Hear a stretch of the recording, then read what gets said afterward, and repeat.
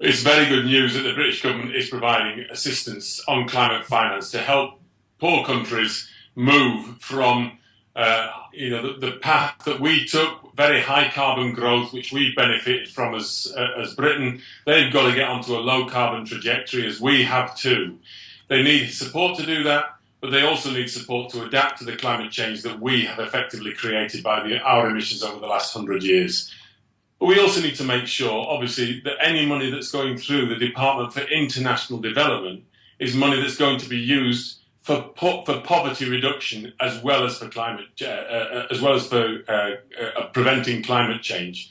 So we want to see that focus on where poor people are. There's a real opportunity to use this money wisely. First of all, it should be, according to the deal that was done only a couple of years ago, this should be new and additional finance. It should not be aid money.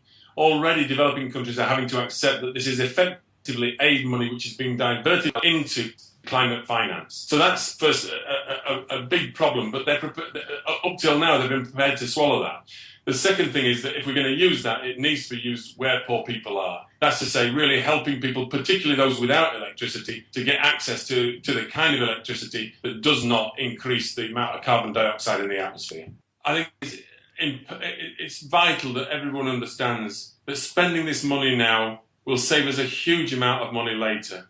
That this is a golden investment that we will be making in terms of making sure not only that climate change is reduced through a climate deal in which everybody will buy into reducing their carbon emissions ambitiously over the next 10, 20 years, but also that we will be genuinely doing what Britain has always done brilliantly, which is also contributing to the welfare, the well-being of poor people who are, in this case, are being affected by our greenhouse gas emissions over the last 100 years.